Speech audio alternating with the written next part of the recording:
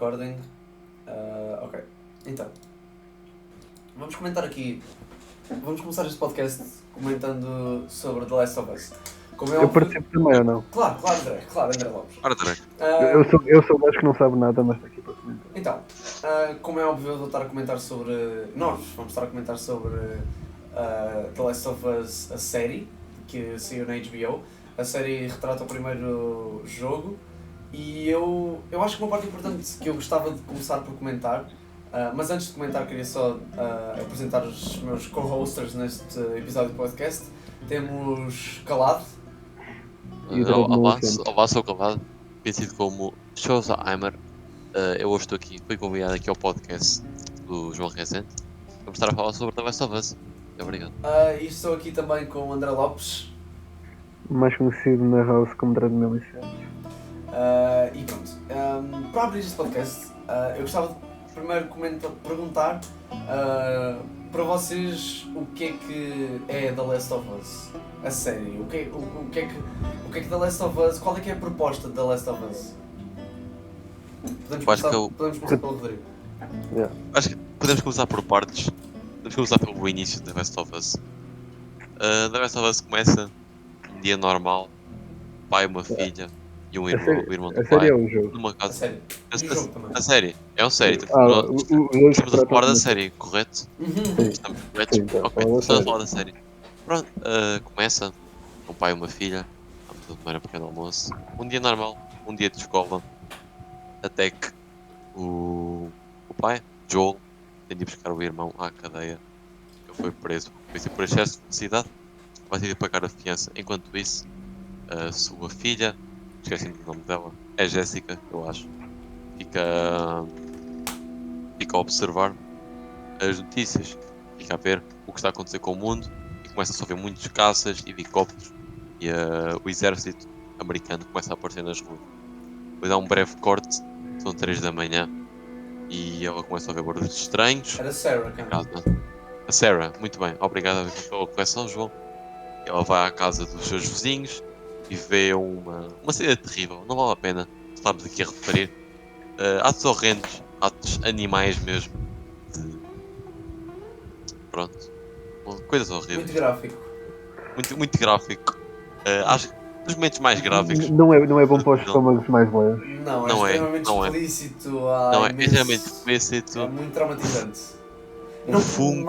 Não posso imaginar o quanto isso pesou, essa imagem pesou no cérebro de uma criança de que idade que ela devia ter, uns 16, uns 15 anos. Uns 16 anos. Nós conseguimos ver, nós conseguimos imaginar com a nossa idade, ver uns vizinhos com quem nós nos damos muito bem, uns idosos com quem nós nos damos muito bem. A comerem-se uns aos outros. Exato, a comerem-se uns com aos fungos na outros, a boca. serem completamente destruídos e a pedirem por ajuda. Deve ser extremamente traumatizante. Pena que ela não teve muito tempo para lidar com esse trauma. Pois, depois. Eu também um conas, depois depois trancaram de escrever e acabaram de escrever, mas Depois, continua. 15 minutos, correm-se. Joel chega, a filha, a Sarah corre e ela começa uma correria, tenta fugir da cidade. Eles tentam fugir da estrada principal, não conseguem, acabam por chegar ao centro da cidade, downtown, e acontece. Aviões começam a cair do céu, por estão a tentar aniquilar a origem, ninguém sabe onde é que é, ninguém percebe o porquê que estão a utilizar esse Não, método. os aviões caíram, os aviões não têm nada a ver com a aniquilação. Não, os aviões foi porque houve infecção aviões dentro do caíram. avião. Eu acho que eu discordo. Question. Não. Eu pensei que era básico. Não, eu acho que tem a ver com a parte da Indonésia, não tem? Não. Eu acho que sim, porque ela disse para bombardear, para pegar Mas fogo à isso cidade. foi antes, isso foi muito antes.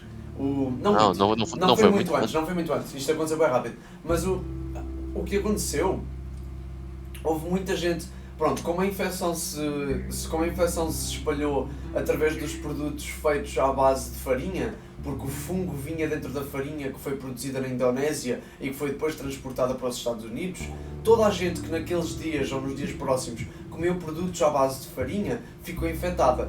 E essa infecção demora mais ou menos por ingerir o fungo. Ela demora mais ou menos o mesmo tempo para a maioria das pessoas. Há pessoas que têm sistemas mais fortes, mais fracos, mas maioritariamente é ao mesmo tempo. Foi por isso que a nível mundial quase, a maioria das pessoas ficou infectada ao mesmo tempo. Por isso é que esse avião caiu, esses aviões e esse avião caiu. Esse avião caiu porque pessoas dentro do avião estavam infectadas e deram um turn para infectados dentro do avião e depois causaram o pânico todo e o avião caiu por causa disso. Não tem nada a ver com o objetivo do governo de tentar limpar pessoas infectadas. Ok. Muito obrigado pela correção. Mas eu quero só voltar. Iremos continuar. Eu só acho que nós nos estamos a dispersar um bocadinho. Eu gostava só de perguntar mais diretamente para ti o que é The Last of Us? Qual é que é a proposta de The Last of Us? O que é The Last of Us? A proposta. O que é que ele oferece? Bem, certamente não é um tema fácil de desenvolver. The Last of Us. Se quiseres É eu o posso... fim de... Não. Sim. Eu vou tentar desenvolver. Vamos lá. O fim da humanidade. O que é que o sofrimento das pessoas, os esforços, a forma que a vida das pessoas mudou e como elas tiveram de adaptar tão rápido. Eu acho que tem a ver mais com isso. Porque eles estão sempre a comparar, até os mais novos estão sempre a perguntar como é que era antes e os mais velhos sentem sempre desconfortáveis a falar como era antes. Eu acho que não querem, tipo... Eu acho que talvez ela tenha a ver com mudança. Eu acho que é a mudança. Mas para mim a mudança, eu acho que é a palavra que eu descreveria da Last of Us. Como tudo mudou tão rápido. Sim. Eu acho que para mim é isso, mudança. Pode ser uma analogia, tipo como, obviamente uma analogia bem mais brutal, mas como por exemplo, ao longo destes anos a evolução a nível tecnológico e isso é quase à velocidade da luz. Pessoas que há 10 anos conheciam uma certa realidade, agora conhecem uma Sim, as realidades são completamente diferentes. Eu acho que é isso. E essas pessoas, essa geração de pessoas não teve a oportunidade de se adaptar. Foi do dia para a noite. Sim. E eu acho que é sobre isso. E a forma de... As formas... Tipo, como eles tiveram de se adaptar. Obviamente, Os métodos de sobrevivência que ninguém sabia. A brutalidade da sobrevivência. Os atos das pessoas. É uma hipérbole, cara. Acho que é isso. Tipo, as pessoas a adaptarem-se. Eu acho que... Para A mim, forma... Ok. Para mim, The Last of Us é uma coisa completamente diferente. Para mim, The Last of Us é uma coisa completamente diferente de sofrimento. É uma história... para mim não é uma história de sofrimento e não é uma história de mudança, não é uma história... Uma história de resiliência? Não. Uma história de saudade. Para mim, The Last of Us é uma história de amor. Porquê? Há diversos e imensos expressões de amor durante a série. Temos realmente relações amorosas, como no episódio 4, se não me engano, onde nós podemos literalmente ver uma vida inteira de um casal durante o apocalipse, onde eles não só, e isto é especial e é por isso que eu achei esse episódio tão bom, eles não sobreviveram, eles viveram. Foi uma coisa diferente, é uma coisa muito que nós não, é uma coisa que nós não estamos habituados a ver em temas de apocalipse, em temas de apocalipse, nós estamos habituados a ver histórias de pessoas a sobreviver e nesse episódio nós vimos pessoas a sobreviver. Vemos uma vida, não é? Exato, vemos uma vida, vemos pessoas a realmente viver a vida. Basicamente fizeram o melhor da situação em que estavam. Exato, eles viveram através... Viveram bem. E viveram bem, viveram felizes, isso é que é um fascinante desse episódio. Passaram bem, viveram felizes, passaram... claro que pronto, com as suas limitações, eles estavam limitados a só de se terem um ao outro, mas novamente vai de encontro com as histórias de amor e eu acho que temos também o amor de Joel para com a Ellie, que que evolui ao decorrer da história inteira e que acaba por passaram-se, deve-se ter passado ao longo da série pelo caminho que Joel e Ellie fazem até ao hospital, devem-se ter passado quase 2 semanas, nem tanto, deve 3 semanas, não deve ter passado muito mais disso. E Joel passa de quase odiar, não digo odiar, mas de ser completamente indiferente para com a existência de Ellie, para sacrificar a existência de uma esperança para o mundo inteiro para esta garota que ele acabou de conhecer. Peraí, guys, só para eu saber. Eu nunca vi The Last of Us, mas eu sei que foi eu acho que estou certo. Basicamente, tipo, essa gaja ali é tipo, é a cura, não é? Sim, a Ellie, ela é É imune à doença. Ela é Isso imune. estava no nosso livro de filosofia, Ganga. O que estava mesmo? Está mesmo, A sério? está mesmo. Se tivesse aí eu digo-te a página. Vou abrir agora, Dra. Muito Peraí. obrigado. What the fuck? Fala aí, Ok. João. Fala aí, João. Vai falando. Ela é enquanto eu uma. procuro. Eu acho que é incrível a forma como temos esta evolução do amor que o Joel sente pela Ellie. Eu não. Já tive pessoas a dizer, eu entendo essa. Eu já tive pessoas a comentarem nos meus vídeos e nas minhas outras postagens, mas eu entendo que. Muita gente disse que esse apego rápido que o Joel teve à Ellie foi só uma forma dele se sentir novamente reconectado com a Sarah. 190. Página 190, Ganga. Eu concordo e não discordo totalmente dessa afirmação. Mas eu acho que. Eu acho que não seja importante. Exato. Embora o Joel realmente nunca tenha ultrapassado a morte de Sarah, que eu imagino que, sinceramente, não sei se um pai é capaz de ultrapassar uma morte da filha, especialmente do quão agressivo foi. Mas eu sinto que foi mais do que isso. Eu sinto que a relação que o Joel tem com a Ellie não pode ser. Não pode ficar nas sombras das memórias que o Joel tem com a Sarah. Eu acho que é mais do que isso. E é por isso que eu acho que a série é uma série é uma série que realmente relata o amor. Também temos a situação do Joel com a Tess, que embora o Joel efetivamente não sentisse nada amoroso pela Tess, nos últimos momentos da vida dela, ela revela realmente que sentia algo a mais pelo Joel e que estava grata no final das contas por poder ter vivido estes anos de caos com ele. E eu acho que quase para todos os lados da série nós podemos ver diferentes estilos de amor. Podemos ver o amor que a Ellie sentia pela Riley, podemos ver o amor que o Joel sentia pela Ellie, podemos ver o amor que a mãe da Ellie tinha para com consegues-me lembrar do nome dela, Rodrigo? A líder das Fireflies. Não era Rachel, era.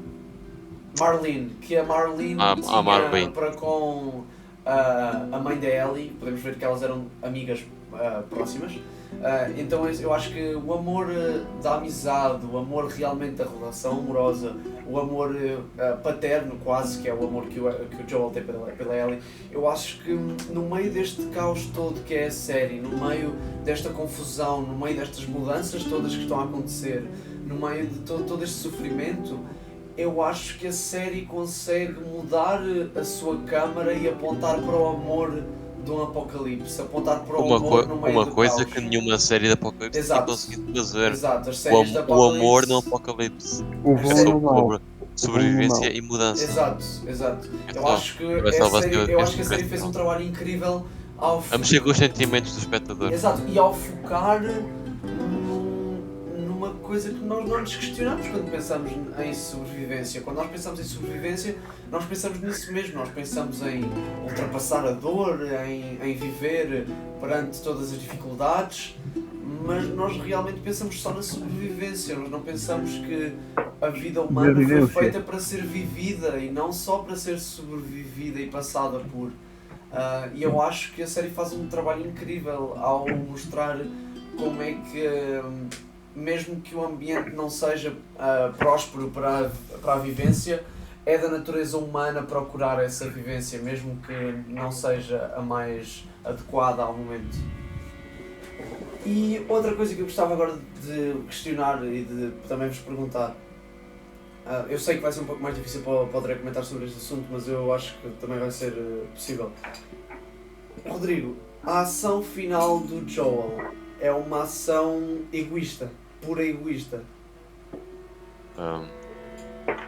Pela ação final, só para os telespectadores. Eu sei, o gajo não. Sim, mas também para os telespectadores. hospital, A ação final é quando o Joel decide sacrificar o mundo inteiro ao salvar a Ellie da operação que ia descobrir a cura. Isso para mim é a definição de vilão.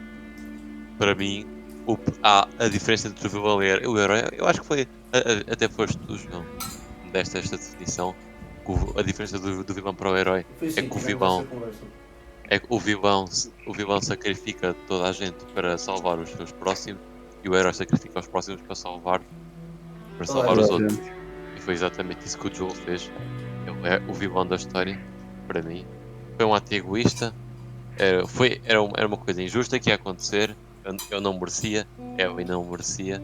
Mas aconteceu. Eu acho que o Joel fazer o que fez foi um ato completamente egoísta. Mas Eu ele não o fez a pensar. Ele fez Não, contra a eu não- Ellie. Ele não Mas, foi, assim, nem é o caso de ele ter feito o- para salvar a João, Ellie. isso ainda torna mais egoísta. Exato. Porque ele não. A pessoa não se importava. Não sei se não se importava, não sei se queria. Mas tipo, a outra pessoa tinha uma opinião e ele desrespeita essa Exato. A opinião. Ellie, E contra o que ele acredita. era isso, porque a Ellie ela disse e ela já tinha expressado e ele sabia muito bem que se a Ellie tivesse a opção e lhe tivessem dito: olha, tu vamos fazer esta operação, tu vais morrer, mas temos uma chance de salvar toda a gente. Ele sabia que a Ellie ia dizer que sim. Ele tinha 100% de certeza e essa escolha pertencia à Ellie no final das contas. Mas essa visão egoísta do Joel de não conseguir lidar com mais uma perca tão próxima, ele ignorou essa vontade da Ellie e acabou por cometer um dos atos mais egoístas possíveis, onde ele pôs a sua incapacidade, e isto vai novamente de encontro com a sua incapacidade de se resolver com a morte da sua filha, mas eu acho que a partir do momento em que o Joel viu que não era capaz de lidar com a morte de mais uma pessoa próxima, ele revelou as suas verdadeiras cores, por assim dizer, e mostrou que na sua cabeça ele importa. Mas eu queria fazer também esta questão, porque até que ponto é que o egoísmo é uma coisa má? Ou seja, podemos sair aqui um pouco do tópico The Last of Us, mas mantendo a relação com o Joel, mas eu queria fazer esta pergunta porque realmente é uma pergunta que eu tenho, porque eu fiz uma desconstrução das emoções. Eu fiz uma desconstrução, e querendo ou não, egoísmo é uma emoção. E eu acredito que o egoísmo é tão natural quanto sentirmos raiva, amor, felicidade e tristeza. E eu não sei se eu realmente acredito que faz parte da natureza humana sermos egoístas até um certo ponto. E até que ponto é que nós conseguimos controlar isso? Porque, por exemplo, nós podemos sentir amor, nós podemos sentir tristeza e sentir felicidade e podemos controlar essas emoções. O que aconteceu no caso do Joel foi que ele viu uma ação egoísta e não controlou estes sentimentos egoístas. E eu queria saber até que ponto é que, e o porquê, porque vocês acham que a sociedade leva uma conotação tão negativa para a crença do egoísmo? Porque é que o egoísmo é visto pela sociedade como algo tão negativo e algo tão imoral? Posso ter uma resposta também curta? Claro. O egoísmo é o contrário do altruísmo. E o altruísmo é tipo universalmente concebido como uma coisa boa. Logo, muitas das vezes vais conceber o oposto como uma coisa má. Estar feliz é uma coisa universalmente dita. Estás feliz, quer dizer que estás bem. Se não estás feliz, estás o contrário de feliz, que é triste. Vai ser uma coisa quase sempre tantas vezes má, entendes? Eu acho que é isso de uma maneira.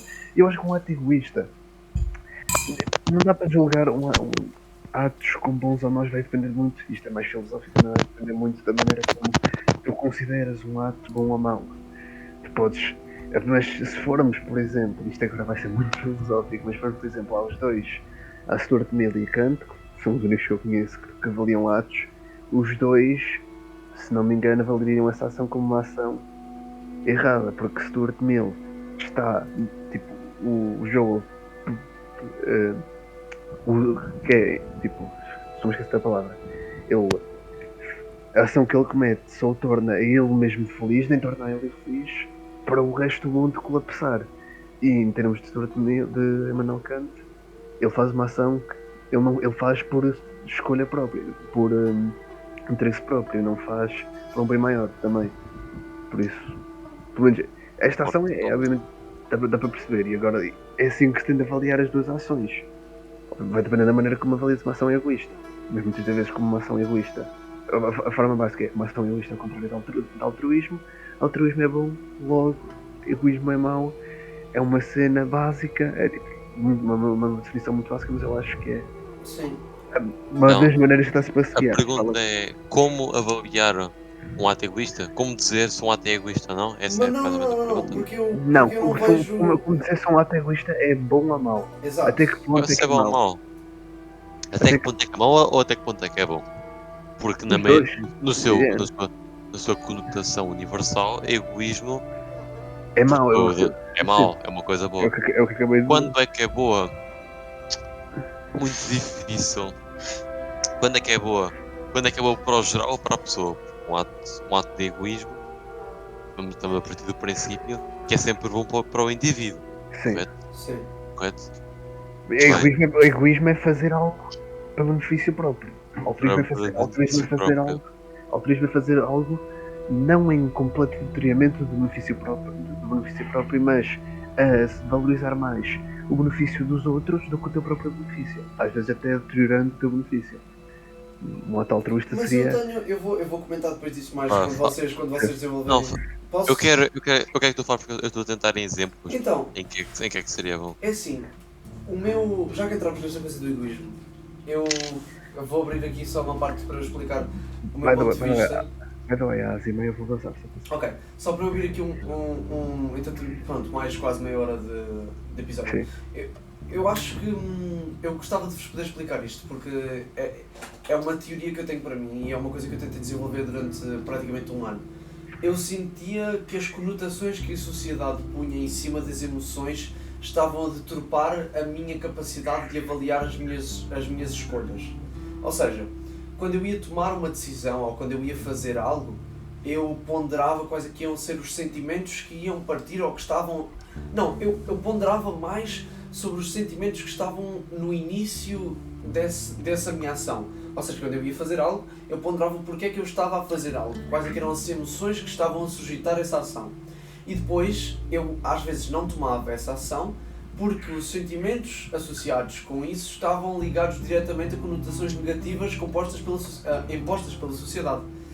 E eu, quando reparei nisso, eu tentei para mim próprio retirar essas conotações e tentar fazer um desligamento de emoções com as conotações que a sociedade lhes impunha. Então eu acredito que para mim eu consegui chegar a esse ponto onde para mim os sentimentos são todos neutros.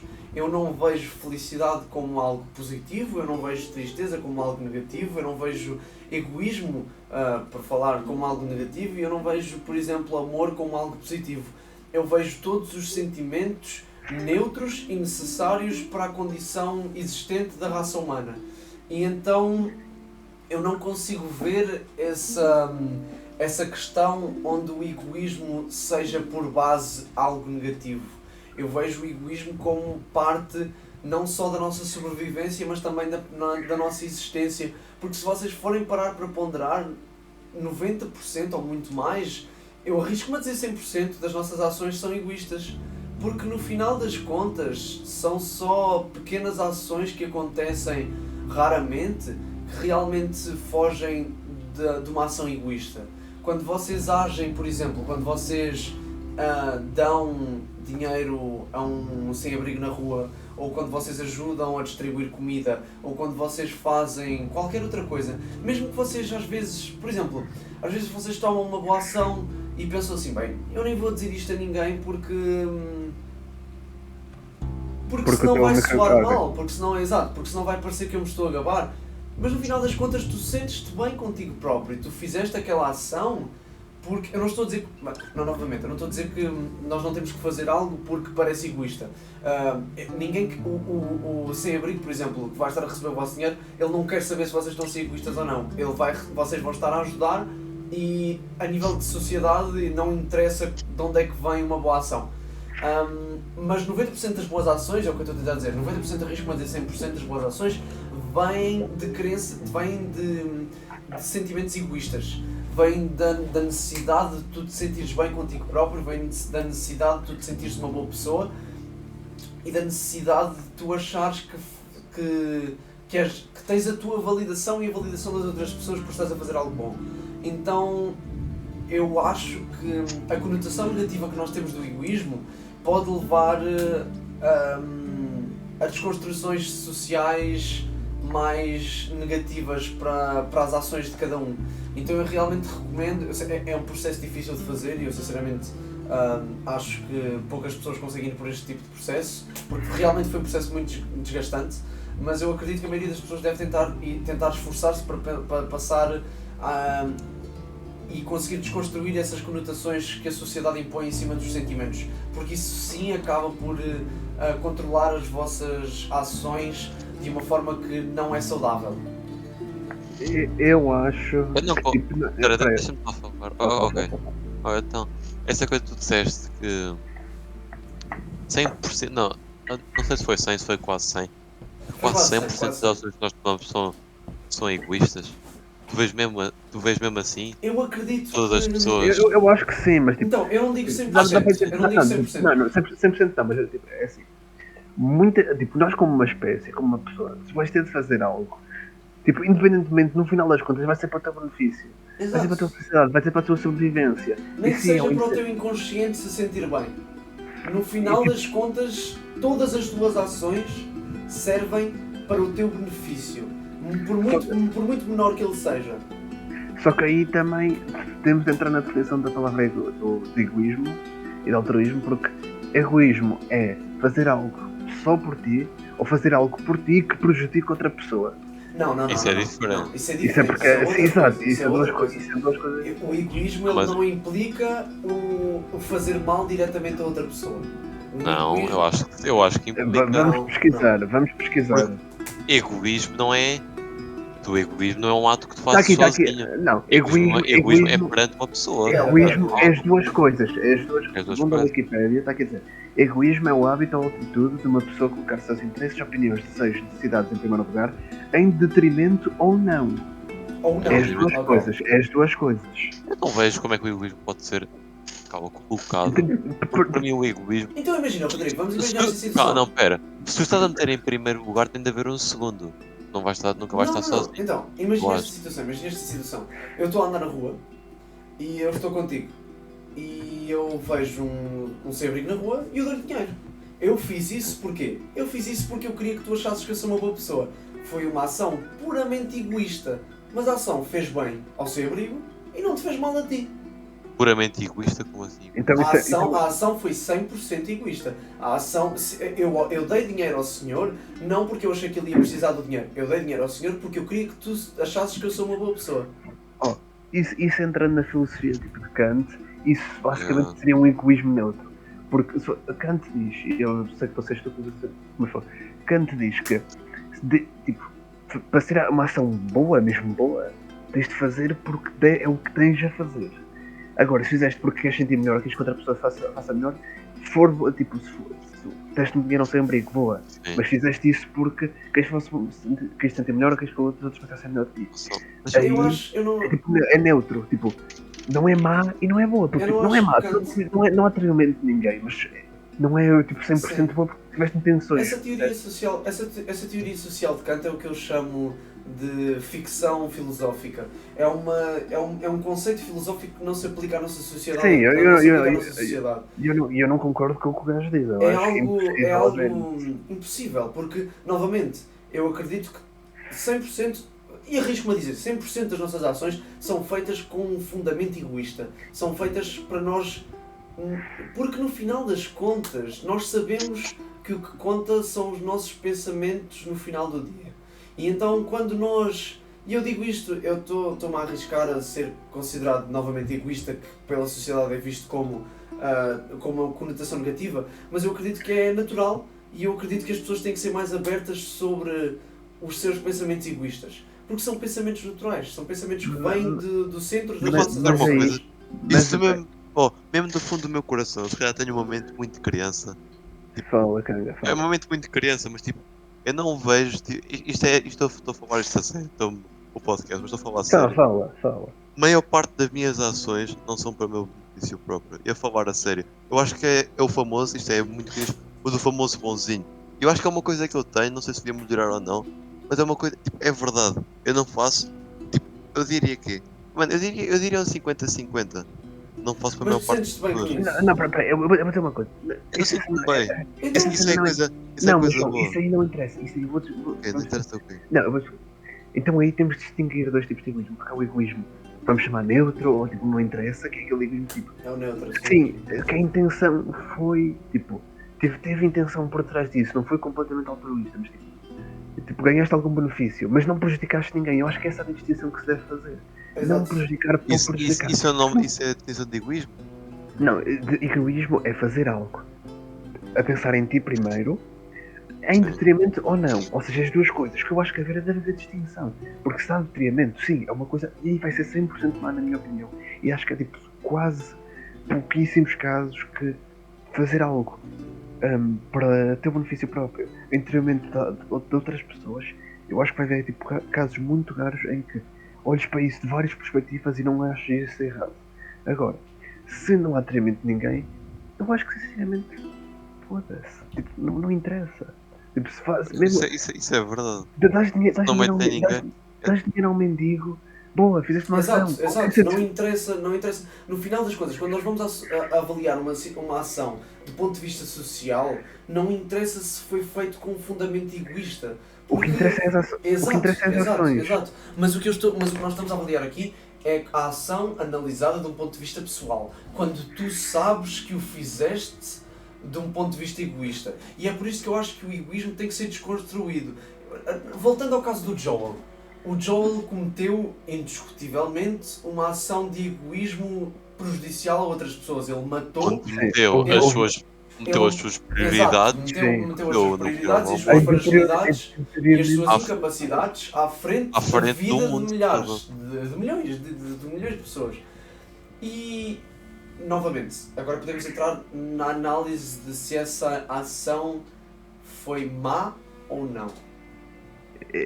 Eu já disse, eu acho que, olhando dos pontos de vista histórico de Kant, é uma ação má. Olhando do ponto de vista da definição do egoísmo, e se distinguirmos egoísmo neutro como egoísta que não deteriora as pessoas e o egoísmo mau como deteriora as pessoas, continua a ser uma ação má. Eu acho que tipo, não há.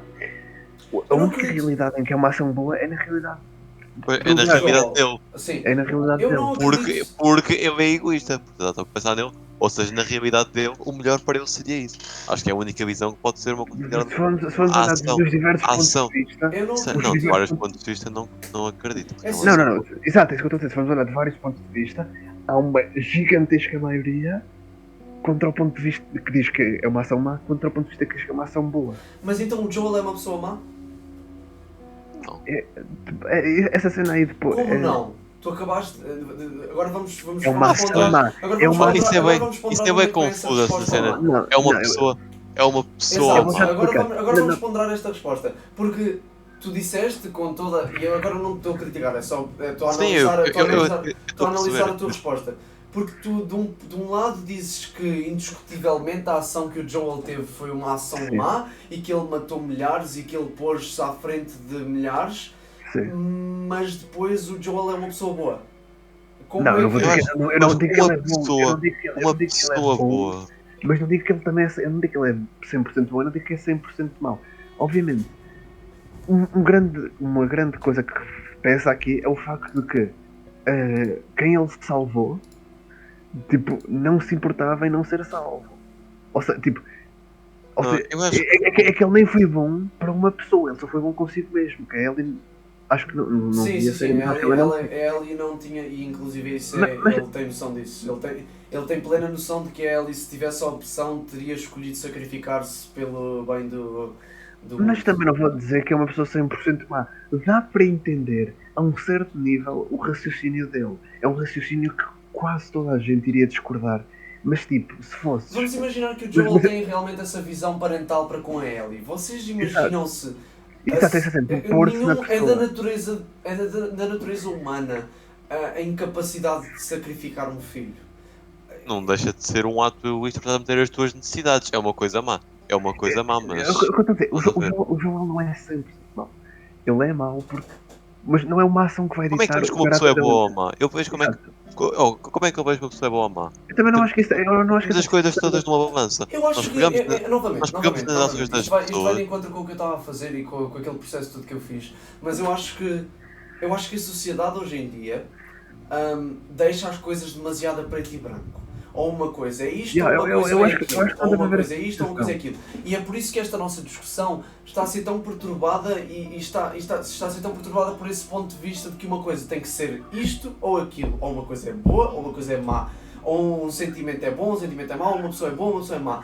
Eu acredito que o mundo não é feito preto e branco, mas sim de imensos cinzentos entre eles. E o Joel é um cinzento a analisar, porque é algo que as ações que ele toma deixam realmente a ponderar. Ele tem imensas ações más e tem imensas ações boas, mas eu acho que as pessoas têm que ser analisadas de um ponto de vista, de um ponto cinzento. Ou seja, eu acredito que tu nunca podes dizer que uma pessoa é má ou uma pessoa boa é ou boa? boa. Tu Tens de tens falar que das dizer ações que as das ações. pessoas. Exato, Pois, exato. é isso mesmo. Tu não, E meter na balança. e novamente, vamos imaginar isto novamente numa questão de sociedade, vamos imaginar isto numa escola, vamos imaginar que um colega nosso tem ações más, é uma pessoa que rouba, vamos imaginar mesmo uma situação puxada, que é uma Ações pessoa que boas ou são más? rouba, é uma pessoa, ações más, é uma pessoa Tu que disseste ações boas, é ok. uma pessoa cheia de ações más, é uma pessoa que rouba, é uma pessoa que fuma, é uma pessoa que bate, é uma pessoa que dá bullying, mas depois essa pessoa começa a ser denominado pela sociedade como uma pessoa má, porque cometeu ações más. E então essa pessoa não vê abertura para a mudança, porque as pessoas à volta dela já a veem como uma pessoa má. A partir do momento em que a sociedade consiga mudar o ponto de vista de ok, aquela é uma pessoa má, aquela é uma pessoa boa, para aquela é uma pessoa que teve ações más e aquela é uma pessoa que teve ações boas, a partir do momento em que, se nós nos viramos para essa criança que teve essas ações más e dizemos tu és uma pessoa neutra, tu és uma pessoa que teve no passado ações más, abre sempre a chance para mudança. E é por isso que eu acho que este pensamento de analisar o Joel era uma pessoa má porque fez isto e matou milhares de pessoas e sacrificou o mundo e nem sequer salvou a Ellie porque a Ellie não queria ser salva e por isso ela é uma pessoa má, eu acho que parte de uma concepção errada da sociedade de analisar as pessoas como pretos e brancos e a maioria das coisas como pretos e brancos. Essa coisa que tu disseste, as pessoas, eu acho que como é que se vai ver? Imagina, essa pessoa que tu disseste do exemplo do aluno, Sim, sim. do aluno mau. Eu acho que como é que tu podes dizer essa pessoa, como é que essa pessoa pode mudar? Eu acho que tu tens de ver, como eu disse, meter tudo na balança. Na balança dele, ele está cheio E de más incorporar o ações. tempo. E incorporar o tempo também. Porque Também. se tu não vais faturar, sei lá, eu já te consigo, mas não vais faturar, sei lá, uma ação com um puto, com um adulto, sei lá, de 22 anos, cometeu quando tinha 15, por pura estupidez, não vais faturar isso do caráter Então, é uma pessoa. atual. Então, E depois também, se é uma questão a tua, temporal se, também. se a tua balança está cheia de más ações, a única coisa para tu te tornares uma boa pessoa, entre boas aspas, é começar aos poucos a equilibrar a tua balança. Eu acho que é assim que deve ser feito. Deve ser sempre a tua balança o máximo equilibrada. Eu não ser acredito que haja 100% uma bom. balança. Ok. Eu acho que uma pessoa. Mas se houver uma balança, as ações têm de ser todas neutras. Exato. Isso não. Mas eu Isso não. não. O que eu digo é Não que eu faz não sentido. eu não vejo a existência de uma balança algo viável. Porque eu acho que e isto pode ser. Não sei se pode novamente ser uma ficção filosófica da minha parte, mas eu acho que toda a gente tem a sua. Não esperar segundas oportunidades dos outros, mas sim dar-se a si próprio segundas, terceiras, quartas e quintas e infinitas oportunidades. Tu tens que sempre acreditar na tua capacidade de mudança e provar aos outros quando os outros já não acreditam em ti. Normalmente as pessoas entregam segundas oportunidades aos outros e não terceiras. Quando tu gastas a tua segunda oportunidade, tens que ser tu a entregar a ti próprio uma terceira oportunidade para poder provar aos outros que a terceira existiu. E eu acho que a partir do momento em que tu crias uma balança para ti próprio e vês que na primeira oportunidade só fizeste coisas más e na segunda oportunidade só fizeste coisas más e não te consegues sequer lembrar da última vez que fizeste uma coisa boa, tu vais-te denominar uma pessoa má e vais incapacitar-te da opção de dar uma terceira chance. E acho que a partir do momento em que a pessoa, que tu próprio deixas de te dar novas chances para mudar e para ser melhor, não vale a pena existir. Então eu acredito que a existência de uma balança moral para as nossas ações possa ser extremamente prejudicial para a sociedade e para os indivíduos em si. Eu não acho, porque com essa parte, como estás a dizer, Basicamente mais é novas mudanças. oportunidades, Basicamente é novas eu acho que uma balanças. coisa que pode acontecer com o indivíduo é eu não pensar no peso das suas ações. Se ele achar que ele vai ter sempre as oportunidades, porque é que eu iria ver o peso nas suas ações se eu posso ter sempre mais oportunidades? Aí, basta, o indivíduo tem que ter essa visão das oportunidades, mas tem uma coisa chamada consciência. Não vale a pena eu ter sempre a mente aberta. Não vamos ver isto também como um jogo, porque a vida tem as suas consequências e as suas ações têm as suas consequências. Tu podes não te considerar uma pessoa má, mas a sociedade vai te considerar uma pessoa má pelas tuas ações.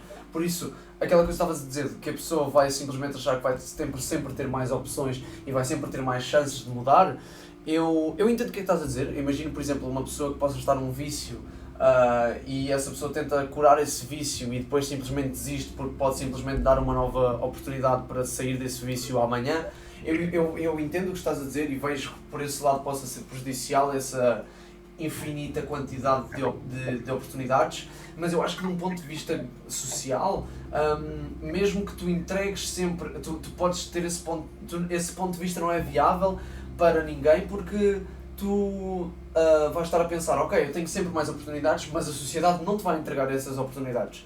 Ou seja, tu não vais pensar, eu vou errar aqui milhentas vezes porque eu vou sempre ter mais oportunidades.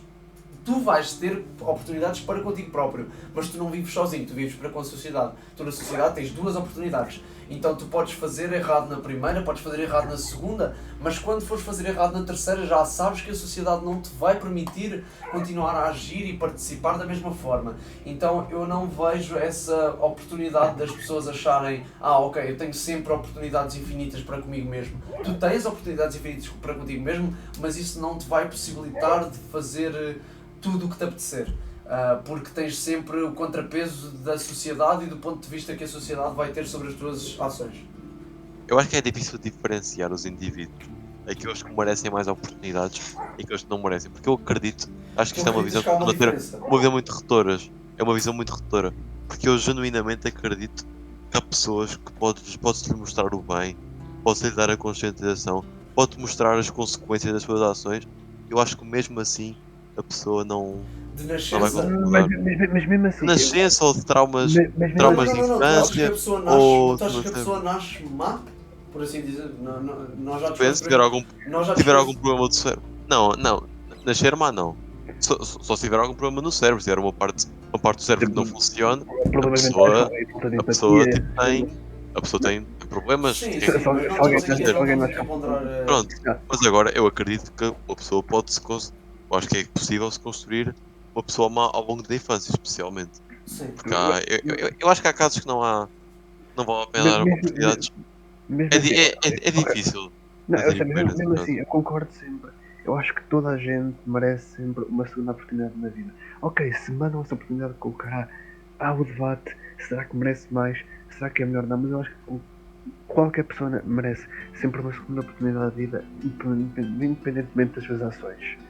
A nossa obrigação como sociedade, a nossa obrigação como sociedade é dar a segunda chance. A segunda chance tem de ser dada, a não ser que seja comprovado. A não ser que seja comprovado por um especialista, pelo médico, que é impossível, de um ponto de vista psicológico, impossível dar. Tem de ser dado mesmo se for provado. Independentemente. Não dá para provar. O médico. Isso aí eu já não. A segunda chance é um direito humano, tanto quanto é direito à educação, à sobrevivência, à alimentação. A segunda chance é um direito que todos nós temos. E é um direito social. Para contigo próprio, aí é que eu volto a dizer que eu acho que é extremamente importante todos nós termos sempre chances infinitas, acreditarmos sempre na nossa capacidade de melhorar como pessoa. Acho que a partir do momento em que tu achas que não tens mais essa chance, não vale mais a pena. Não é isso. Eu digo, toda a gente. É que não gosto de ser uma pessoa normal. Mas vou-te dizer, eu não quero saber. Uma pessoa normal. Eu acho que se uma pessoa tiver algum problema do cérebro, eu acho que temos de ter um ponto ponto de vista lógico, se não tiver vista a dar, porquê é que vais estar a dar a segunda oportunidade? A Porque motivação não consegue fazer eu acho sentido. que há sempre. E a única maneira. Ok, eu posso estar tendo, mas eu acho que a única maneira de alguém conseguir ver se essa segunda chance vai resultar ou não, ou se tipo já. Não, o gajo é impossível. É. Medicamente é a única maneira que dá para ver tipo, falta de empatia. Exato. Porque se. Tipo, não. É difícil.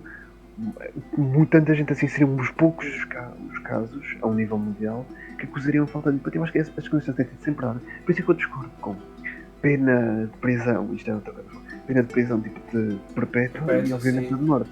Eu acho que pena de prisão perpétua até pode existir, mas tem de sempre haver algum ponto em que tipo, vão contados o que é que a pessoa fez, se a pessoa realmente merece essa segunda chance. Eu acho que ela merece sempre uma segunda chance. Sim, mas voltando, por exemplo, aqui. Vamos imaginar Obviamente com uma mais cuidado, situação obviamente com hipotética. mais cuidado, dependendo. Eu acho que dos para fatores.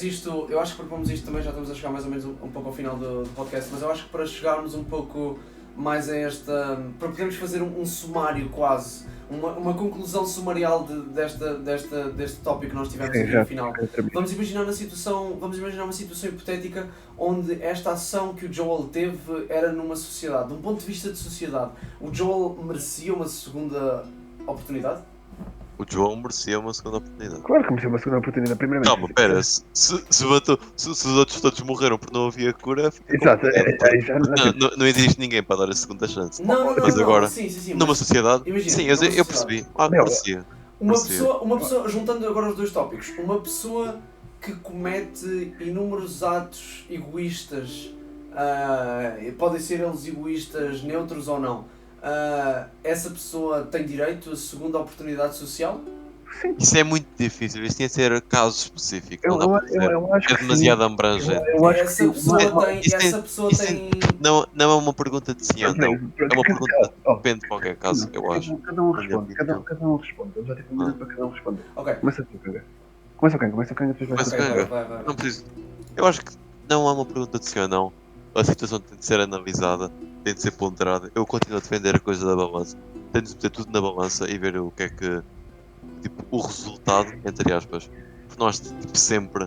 Acho que há casos que é realmente. Não. É difícil, eu não sei como é que alguém conseguiria dar uma segunda chance. Eu acho que, pronto, essa é a minha opinião. Que cada caso deve ser ponderado e pensado sim. e dar um resultado no final. Esta é a minha opinião. André, podes sumarizar as tuas conclusões desta sessão? Não era para responder à pergunta? Podes, sim, podes fazer as duas coisas.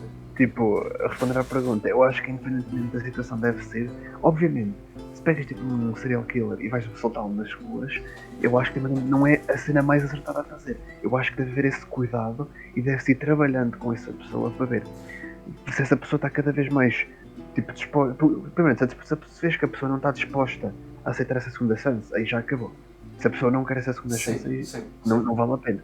Mas se vês que a pessoa está a tentar essa segunda chance e se vês que está a resultar, eu acho que sim, deve ser uma segunda chance. Sumariando, sei lá, o que é que eu sumaria, o que é que eu digo? Não se pega nada. Não, acho que não precisa sumariar Então, nada. deixa-me só voltar, não gastei muito tempo todo. E a parte da justiça, eu diria quando no serial killer, como é que seria feita a justiça para com os parentes dos mortos? Sim, porque se não dás. É porque a justiça é um ponto. A justiça. Teríamos que entrar novamente no o que é a justiça e como é que a justiça se põe em sociedade e qual é que é a prioridade, se a prioridade é sempre a justiça dentro da sociedade ou se é os direitos ou se Mas se é um. Mais uma.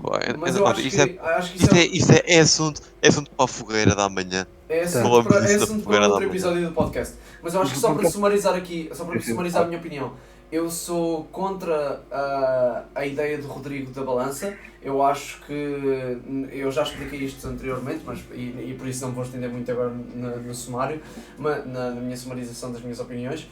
Eu acho que toda a gente tem direito à segunda oportunidade social. Eu acho que o egoísmo é um sentimento neutro, sendo ele egoísmo neutro ou egoísmo que influencia outras pessoas, é um sentimento neutro e as nossas ações não devem ser influenciadas pela conotação que a sociedade entregou a esse sentimento. Eu acho que o Joel, voltando outra vez à situação de The Last of Us, eu acho que o Joel não é uma pessoa boa nem é uma pessoa má, eu acho que ele é uma pessoa neutra. Eu acho que as ações que ele tomou, sim, foram ações más, porque as ações têm que ser atribuídas conotações, que é para podermos guiar a nossa sociedade, mas tirando isso tudo, eu acredito que, e acho que esta é a parte mais importante, eu acredito todos que nós temos que entregar a nós próprios oportunidades infinitas de recomeçar e de evoluir e de continuar a ser e a evoluir como pessoas melhores, porque isso faz parte da natureza humana, como fazem todos os outros sentimentos, incluindo o egoísmo. Tá, antes de acabarmos de dar a minha sumarização, que eu já pensei, que é a cena do Joel ser uma pessoa lá ou não, eu acho que o Joel não é nada, porque eu acho que tipo, se dizeres que alguém é bom ou mau, principalmente antes de dar a segunda chance, eu acho que isso não existe. Ok? Tipo, E depois também, outra coisa do Joel, quem é que pode afirmar com 100% de certeza que é uma pessoa boa ou má? E Quem é que pode tem esse afirmar, poder? quem é que tem o poder É para isso, dizer que isso não é a questão. faria o que ele fez? exato, por isso é que eu não acho que tipo, estas pessoas boas Pessoas e boas e Cada um- más. Há ações e cada um tira as suas conclusões. Exato. Há conclusões que são mais fáceis de tirar E há por causa outras das ações que mais e há não. outras que cada um vê aqui é o um outro, bocadinho e cada complicado. um vê o outro Mas, como, mas- e cada um vê o outro como acha. Exato. e não cabam afirmar se é mau, ou bom. Cada um sabe o seu. Muito bem. Cada um tem as suas conclusões, cada um tem Prazer, as meus amigos. nós não Meu somos nome é macacos, não podemos ser. Schwarzenheimer e eu sou o pai da bomba atómica. Boa noite. Muito bem.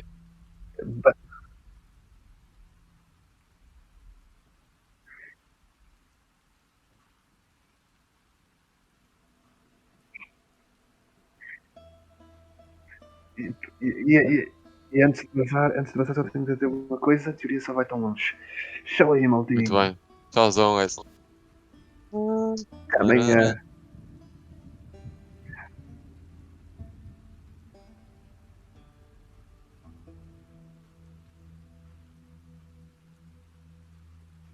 Vais postar isto na casa dos youtubers? No canal? Bora! Tá, guys, eu vou dormir. Quem é que acha do a minha butterfly? O quê? A minha butterfly. Vai, André. Eu sei fazer bem coisas. Bora.